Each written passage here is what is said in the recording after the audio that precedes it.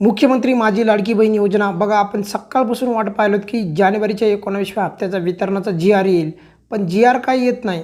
आतापर्यंत खरं तर जी-आर यायला पाहिजे होतं, कारण आज बुधवार आहे. फेब्रुवारीची 11 तारीख जी आहे, आता जवळपास 11 तारीख पण संपली आहे. आजचा दिवस आपण सकाळपासून वाट पाहत आहोत.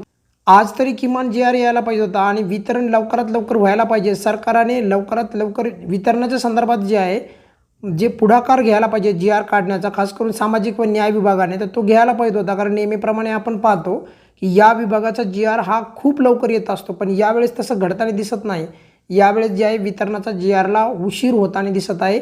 तरी देखील बघा, आता पुढे काय डायरेक्ट सुट्ट्या वगैरे काही नाही आहेत तशा, तर त्यामुळे वितरण हे खूप पुढे असं जाईल अशातला काही भाग नाही. कारण की बघा, उद्या 12 तारीख आणि त्यानंतर 13 तारीख, किमान ह्या 2 तारखेमध्ये जर वितरणाचा जी-आर आला, खास करून सामाजिक व न्याय विभागाचा, तर वितरण हे पटकन होऊ शकतं. म्हणजे जी-आर आल्याच्या नंतर 1 ते 2 दिवसामध्येच. परंतु आतापर्यंत तर वितरणाचा जी-आर यायला पाहिजे होता, पण तसं होताना दिसत नाही. म्हणजे या महिन्याचे पण जवळपास 15 दिवस हे पेंडिंग पडताना दिसत आहेत. आणि ऑलरेडी तुम्हाला माहिती आहे जानेवारीचा महिना पण पेंडिंग आहे. आता बऱ्याचशा लाडक्या बहिणी असं विचारत असतील की सर असं कशामुळे व्हायला आहे, तर यामागे कारण देखील असू शकतं आणि तेच कारण यावेळेसच्या हप्त्याच्या संदर्भात असेल. आणि ते म्हणजे काय, की बऱ्याचशा लाडक्या बहिणीची ई-KYC चुकली होती आणि त्यामुळे दुरुस्तीची वेबसाईट सध्या सुरू आहे. तर ज्यांची ई-KYCची दुरुस्ती होईल त्यांना जानेवारीचा 19वा हप्ता मिळण्याची दाट शक्यता आहे. त्यामुळे त्यांचा जास्त लाभ आणखी पेंडिंग पडू नये, त्यामुळे कदाचित यावेळेचा हप्ता थोडा 1-2 दिवस पुढे जात आहे. ही बाब सर्वांनी समजून घ्यायला पाहिजे. कारण की 19व्या हप्त्याचं ई-KYC दुरुस्ती केल्याच्या नंतर, कारण ऑनलाईन आहे आता, ऑफलाईन ई-KYC दुरुस्ती चालू नाही. तुम्हाला ऑनलाईन करायची आहे ई-KYC दुरुस्ती, आणि ई-KYC दुरुस्ती झाल्याच्या नंतर लगेच ती काही मिनिटामध्येच अपडेट होते सर्व्हरला, आणि त्याच डाटा किंवा तीच माहिती सरकार वापरतं. आणि त्यामुळे 19वा हप्ता जानेवारीचा देण्यासाठी काही त्यांना अडचण येणार नाही. आणि त्यामुळे एकंदरीत ज्या लाडक्या बहिणींची KYC चुकलेली आहे, तर त्यांना देखील जानेवारीचा हप्ता मिळावा.